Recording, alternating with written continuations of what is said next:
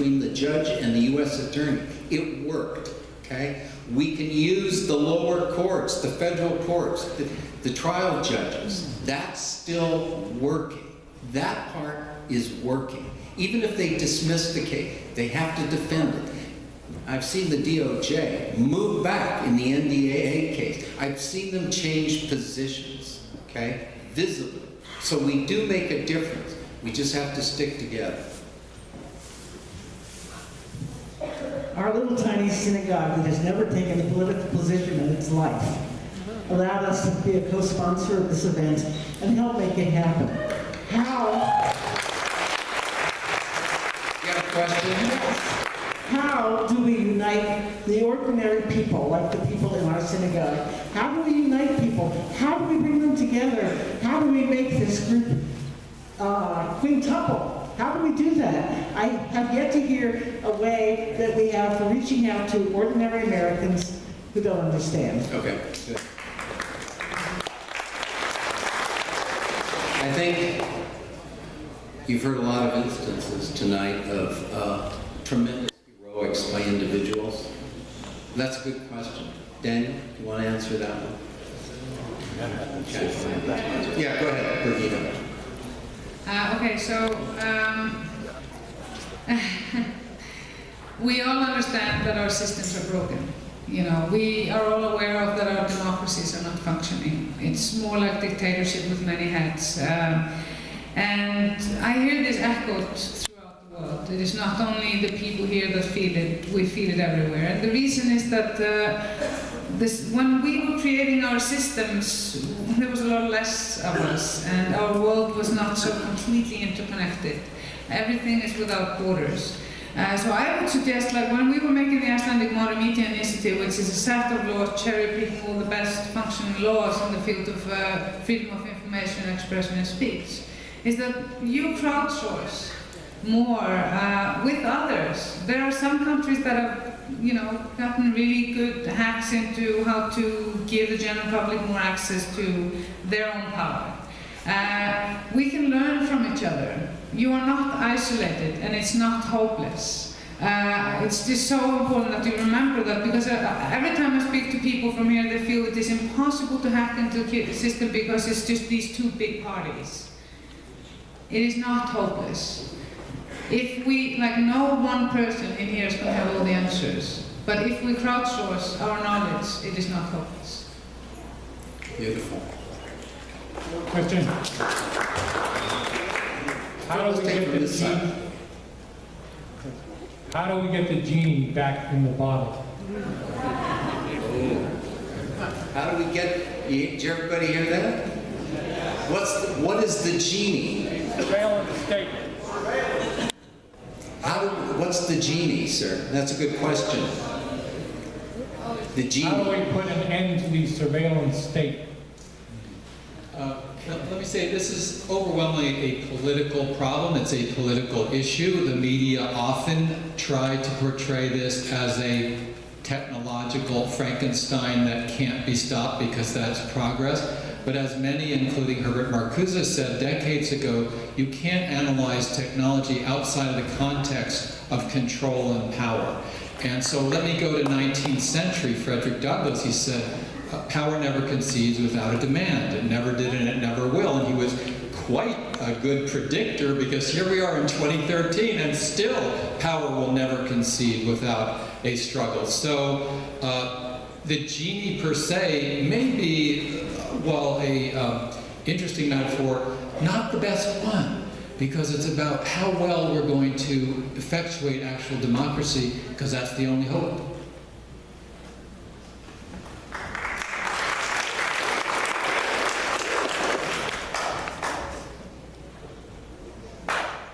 Hello. Hi. My name is Derek Zarda. I'm originally from Lawrence, Kansas, and moved out here a few years ago to San Francisco. So happy to be out here in front of all of you people here tonight. My question is, what examples, analogies would you suggest for the social media generation, my generation, a lot of people's generation, who are so accustomed to just clicking like or clicking share and the job is done, and how to try to crack this concrete wall of apathy and disillusionment that a lot of people who might leave here today would say, that sounds like a great idea, it'll never happen. My fear is that too often I hear that nothing will happen to galvanize us until it affects the silent majority, and by then it'll be too late.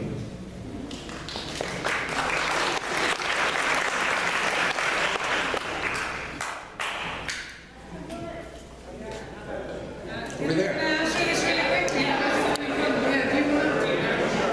Over there. Hold on, everybody. We're going to answer this, and then maybe if we could hand the mic over to that woman over there, since we've heard from a lot of men. I'll mention something here. Okay. By the way, the questions are absolutely, one of the questions here, how do you get the genie back in the bottle? What can we do about it? What about the social media and so forth? Are inevitable questions, they're the right questions, and I don't have an answer. I am in very bad mood on the prospects for this species, actually. We haven't talked about climate, we haven't talked about nuclear weapons, and we haven't talked about the police state that we are in process of preparing. We have talked about that, but how to get away from it. I wish that I could tell you, do this, do that, and I really can't.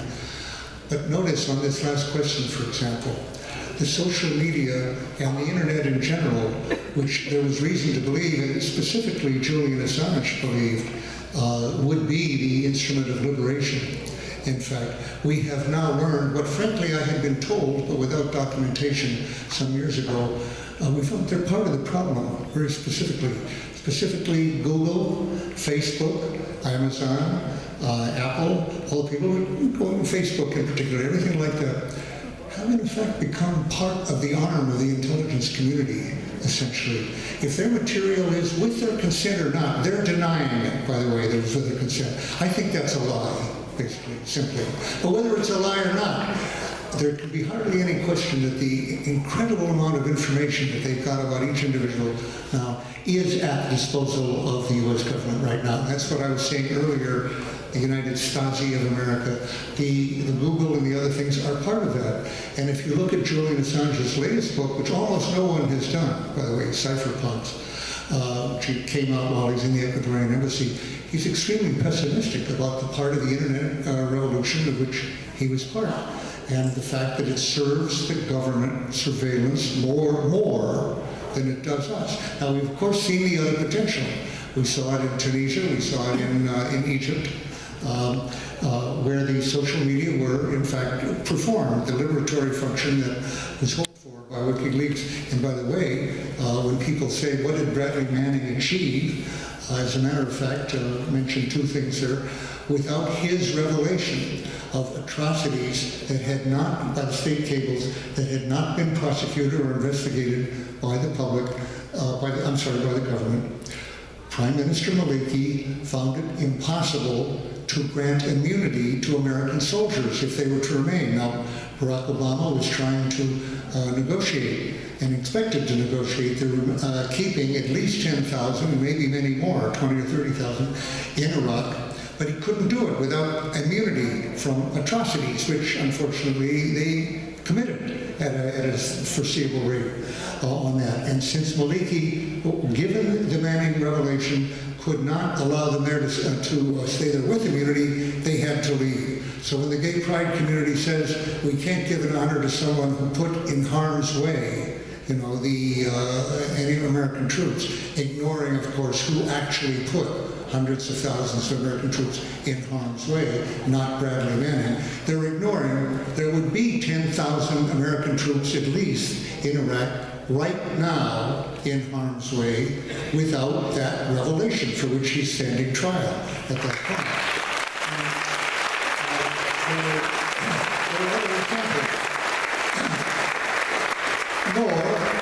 And of course, in Tunis, Ben Ali would still be in power had it not been for the revelations of Tunisian corruption which came out in the state cables. The Egypt, which followed that immediately, the Occupy, and then the Occupy movement in this country, which took inspiration from Egypt and Tahrir Square. So there is a possibility that telling the truth can have an effect. no guarantee, and spreading it around to your neighbors through the internet in a way that the mainstream media do not permit, does have a possibility, and sometimes at great personal cost, as paid by all these people. I'll tell you one thing that gives me hope about the Snowden revelations right now. We've had the revelations then of the torture of, that Manning again revealed, that we were turning people over, which was illegal, and the order that the troops were given not to investigate was an illegal order. It was obeyed by everyone but Bradley Manning. He's put on trial because he disobeyed that illegal order. That order was under Obama, which is to say an impeachable offense under Obama, no question about it. The Libyan invasion, without even a pretense of consulting Congress, talking about oversight of the Constitution here. Again, obviously an impeachable offense for which he isn't going to be impeached. But the truth-telling is available to us even through these compromised parts of the government, like Google and Facebook. And it's up to us to make use of them in the purpose of liberation.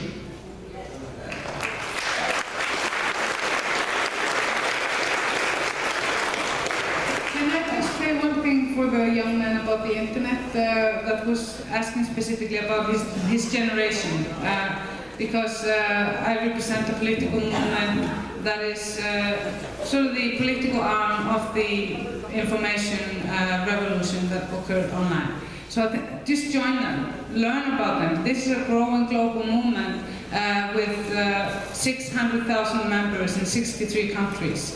And it is also important, like, I don't like spy book very much, but we would not have had our soft revolution in Iceland if we did not mobilize through Facebook. We had like a massive protest too for our environment in Iceland because we have a very bad government right now. And we could not have done it without Facebook. So there are ways to use it, but I have made a call, and I challenge all the geeks that are in here. I challenge you to create a new platform that is not a spy book, and to promote it. And we have to promote it through a youth organization. So, and I have challenged like a huge software company that is very much for people like us, and has been doing lots of stuff for example, Code Pink and Democracy Now! And to help promote this, to use their resources to do it. So I see hope. I think it is so important, like even if it's so overwhelming, it just feels like you can't even go in the park anymore because there are some little mosquito drones listening to what you say. That is what they want. They want us to be afraid. But let's be in love.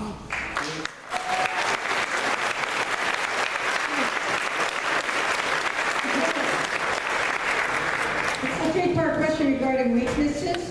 To what extent do you see the absence of proportional representation in our Congress as weakening our representatives representing us? In what extent do you see the nationwide mayoral conference to break up Occupy, which Ji-Hwan admitted they all got together and decided to do it all at once, as weakening our ability to organize for direct action? And to what extent do you see Blackwater/Z/Academia as a threat to our civil liberties as a paramilitary arm of the government? That's a multi-question. ABC. I don't know if we have, Hey, Bob? Just very quickly, if I can roll through those in reverse order.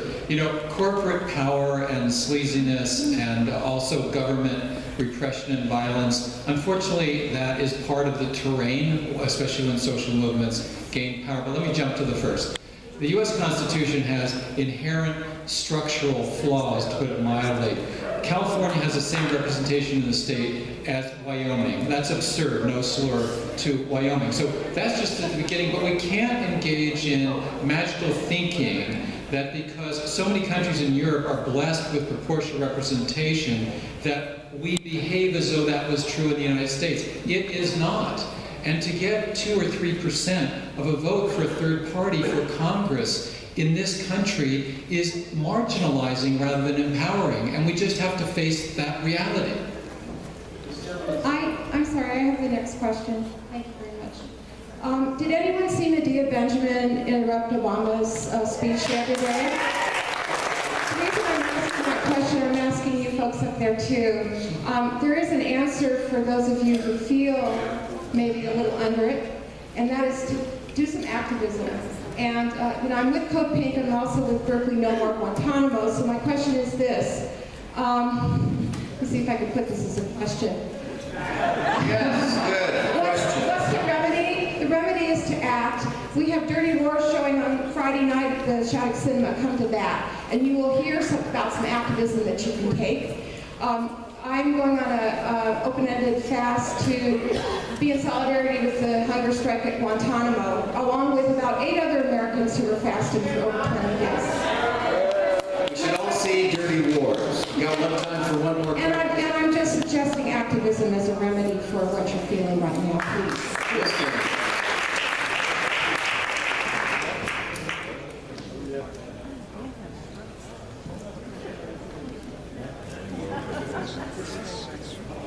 Could I comment on the earlier question? This gentleman. Do you have a question? This is the last question, closing remarks. For the last 11 or so years, the United States has been under the implementation of a program called continuity of government. I'd be willing to bet that virtually nobody here has ever heard of it before. It was implemented on September 11, 2001, and it has been renewed every single year. It was nearly exposed during the Iran-Contra affair here. Do you have a question? I'm getting to that, if you don't mind. I would like to know if any member of the panel is familiar with the continuity of government, and if not, may I ask you, please find out everything you can about it. It was implemented on September 11 and has been re-upped every single year since. That's a good question. So we're going to have, should we have closing? I'll make a comment. I couldn't hear, I have to get help here, but I believe you were talking about continuity of government, COG. Okay, I'm very glad you raised that. It's extremely unusual. I won't go into it tonight. I urge people here to look up on Google, even Google. I use it all the time.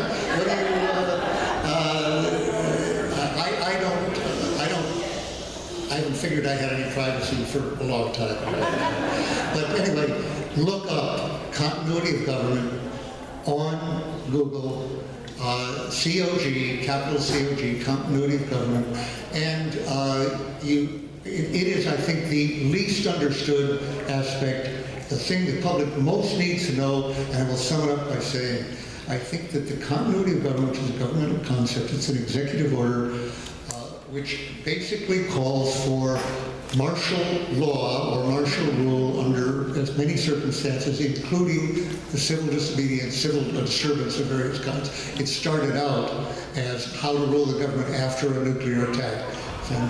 But that has been extended now to anything like whether it's Katrina or an anti-war movement or such as if there was a movement against war with Iran, anything like that.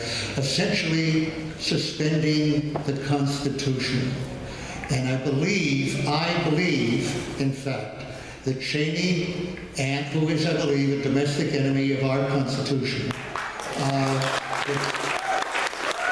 that Cheney and Bush and David Addington and whatnot consciously, in their minds, were invoking continuity of government and in their minds suspending the Constitution, and that has been continued by our current constitutional lawyer, meaning that I feel they, in their hearts, feel no restraint in the state of emergency, which has been called by Cheney and Bush and renewed by Obama every few months, look up state of emergency and you'll find it's no secret, except that the classified annexes of it are secret, including from the Homeland Security Committee, as Peter DeFazio found out when he tried to get them.